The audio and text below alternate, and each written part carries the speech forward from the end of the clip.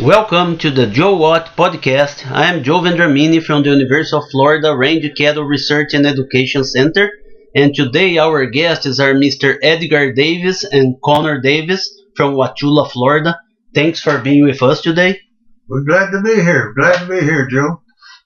Um, I would like Mr. Edgar to please introduce himself and tell a little bit about your background, Mr. Edgar. Well, I'm Edgar Davis. I'm not as young as I used to be. I'm not 13 years old, and not going to tell you how old I am because I'm going to have a birthday next week. But I've been in the fertilizer business here at Florida Fertilizer for 59 years. And we put this plant up in 1959. So that wasn't yesterday. And Connor. I graduated University of Florida Food and Resource Economics in 2013, and in January of 2014 started working here at Florida Fertilizer and have been here since. And you are the third generation? Third generation. Edgar is my granddad. He's the first generation. My dad is Keith. He is the second, and me being the third. Yeah. Thank you. And Mr. Edgar, can you please give us a prospect about what were the changes that happened in the fertilizer business like in these last 50 years? Well, Joe, you said we didn't have a 15 minutes. You haven't got a day and a half, but we'll touch on the top ones. It's unbelievable how much the fertilizer business has changed. And when we started here, it was all bags, and now it's all bulk. We bulk for the big bags, 1,000 pounds, 2,000 pound bags. Well, of course, they're big containers. But that has been one of the things, and material have certainly been getting a lot better. The physical position of the materials and materials itself. For instance, back then we had organics from hide waste and organic waste, cottonseed meal, castor pumice, peanut hulls, and now the only organic material we have is sanitary sewer product, and that comes from all over the world, from Boston right on down to Orlando. I think. Get any out of Orlando, son? Orlando, Jacksonville, Atlanta. But that's the only organic nowadays. Of course, that's not organic like you think about it, but that's treated. It is heated, and it's safe to use. And it has to come under the 503 restrictions that we have in the fertilizer industry. Yeah, we hear a lot from producers that over time the price of fertilizer got much more expensive in relation to the commodity that they sell. Is that true? And what would be the reason for that relative increase in price? Well, Joe, back 60 years ago, we had 475s and 575s and 666 as about the highest analysis you could build, because the materials you build it out of were low analysis. Now you have ammonium nitrate and diammonium phosphate and monoammonium phosphate and 60% potash, so you can build higher analysis. In fact, we used to, an 888 was just high analysis. You never heard about it. But nowadays, if you got a 2510 or a 201010, it's kind of common. And with the fertilizer, from a unit cost of fertilizer, is much more economical now than it was 50, 60 years ago. Mm-hmm. Big factor in the cost is transportation. Mm-hmm. With fuel, $2.50 to $3, it costs much, and trucks cost, and trailers, these high dumps, are really expensive. And Connor, on the nitrogen fertilizer standpoint, we see that in the Midwest and other locations they work with a lot of urea, but here in Florida that's not a common source. Yeah, we don't use a lot of urea in Florida. One of the dry urea we don't. One of the concerns is volatilization with the heat and humidity that we have here. It's not ideal. People tend to like the ammonium nitrate or ammonium sulfate sources better. And there are different rules and regulations concerning urea being stored in the same facility as ammonium nitrate. So we don't have it. We have it in 50-pound bags, which we use on occasion, but nothing in the bulk, realm of things. Everybody likes the ammonium nitrate and ammonium sulfate. If you have to guess based on your market here for pasture, for forages, what do you think is the source that the producers like the most? Most farmers or ranchers, they will say the cheapest source of nitrogen per acre. That has fluctuated over the years. It used to be all ammonium sulfate would be the most common. It was the cheapest. Now, since manufacturing has changed, ammonium nitrate is cheaper cost of nitrogen per acre. So in the last 2 to 3 years, I've seen more nitrogen go out. But the farmers, they do like, if they need to adjust their pH, they like the sulfur and the ammonium sulfate so they can buffer their pH with that. So you do see people that will use ammonium sulfate regardless of price. Another common thing we've seen is mixes with half nitrate, half sulfate to get that balance.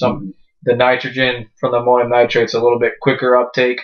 The sulfur is a little bit more gradual. So sometimes mixing them together gets a little bit longer of a uptake in the plant, a little bit longer grow period. And according to the order here, you can provide that material if somebody asks.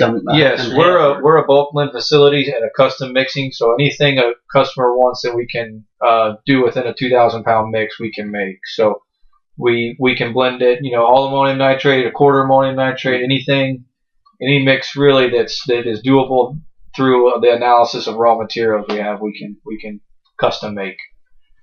Joe, to put that in perspective, it's most like a prescription that the doctor writes. You make up the prescription and we'll fill it. Yes. And that's good customer service. They can. Yes, sir. They can attract some customer. Anytime a customer wants to custom blend, we're ready to blend it. Make it out of materials he wants to. And Mr. Edgar, switching now to phosphorus. We all know that we are here right on the top of a phosphorus mine, right? Here in Florida, in South Florida, in the region that we are. And a lot of producers believe that phosphorus should be cheaper, right?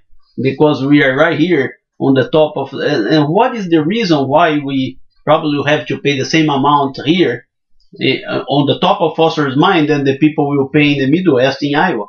Well, looking at it from the phosphorus people perspective, corn is the big user of fertilizer in the United States, and the amount of acres of corn planted has a certain effect on the price of materials that we have to.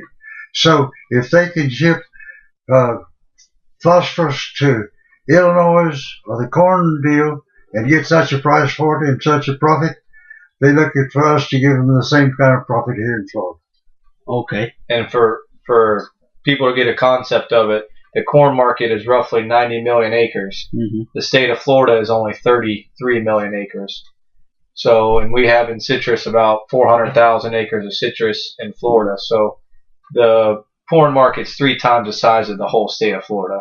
So when they pick up and move and the price of corn is good, their demand takes a lot. We're a niche market down here, believe it or not. So the volume that they use is not only corn, right? There is also soybean and canola and some other crops that they do annual crops there that will take a lot of the phosphorus.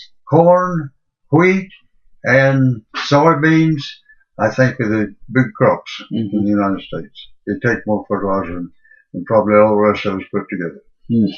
In fact, one time when we had 850,000 acres of citrus here in Florida, about that time there was 85 million acres of corn planted, and if you divide that out, they had 100 acres of corn for every 1 acre of citrus that we had. That was before 80s, and when we had all the weather that started pruning our acreage down. And if you have to pick one source of phosphorus fertilizer that is the preferred, that you sell the most, it will be super triple phosphate? Diammonium phosphate. Diammonium phosphate. Be the DAP, be the most popular. That's because of the nitrogen in the DAP is the most economical source you can buy. Okay. So it's a combination of the phosphorus and And the nitrogen. Okay. And Go ahead. I'll keep going. That's fine. so and my last topic here will be about the potassium. So that we in forages here in Florida, we have been talking a lot about potassium lately because people believe that potassium is too expensive, and then they just come and fertilize with nitrogen. So over time, the grasses start dying, and they will call that a syndrome or something, when in fact it's just bad nutrition, right? Mm-hmm. So here on your request is for fertilizer for pasture, do you get a lot of potassium? In the last year and this year, we've seen more of an increase in farmer or ranchers wanting more potassium. We used to do mainly 25-10s. You're seeing a lot more 20-10-10s or 20-10-15s. I mean, or people putting out a straight product. It's called 21-0-21, 21% nitrogen, 21% potash. Mm-hmm. And they're noticing that there is more, especially on hay, they can get more bales per acre with a higher potassium. So it is a trend we're seeing. Yeah, that's a very good trend, and we are glad to hear that, because we have been preaching that, and it seems that we are talking to the wall. But now it seems that it got some traction. And Well, in reference to that, Joe, I think the ranchers has found out that he can't grow as much grass as he needs or wants with nitrogen alone, or potassium alone, or phosphorus alone. You need all three, N, P, and K, to grow as much grass as you need. And the most economical way to do it is use both, all three, N, P, and K, and some minor elements if you need them. and Mr. Edgar, can you please tell us a little bit where this potassium comes from? Well, potassium comes from all over the world. Most of the potassium here used in Florida comes from Canada. Some of it still comes from Carlsbad out in New Mexico. Some of it comes from Spain on the world market. Also, Dead Sea is a source of potassium. It comes, they dry that, they put that seawater out there in the desert, it dries, and they put up that cake after a while, and a lot of potassium comes from the Dead Sea works. There's several places. I don't recall any right now in South America, though. Russia. Is any in South America? Russia has some. Yeah, Russia. Russia is a big producer in potash. We have used Russian potash here, and from time to time we do use some. So we are going towards the end of our interview. So before we end, I would like to ask, so when you are not working, what are your hobbies? What do you do on your spare time, if you eventually have some? Well, I'll tell you a story, and maybe it won't take too long. My granddad, on my mother's side, had a 32-inch double barrel full choke on both sides, and that was his deer gun. Well, I used that gun, and Keith used that gun, and now Connor and Carson have that gun. And I'll say this, I've had that gun in the family for over 100 years, and it hadn't killed anybody yet. People kill people. Guns don't kill people. Right.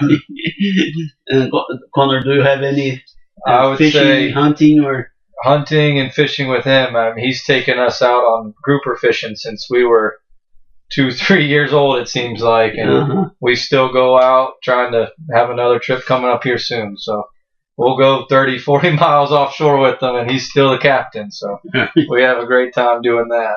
That's great. And I would like to thank you again for your participation in the podcast. And I am Joao Vendramini. Joe, what?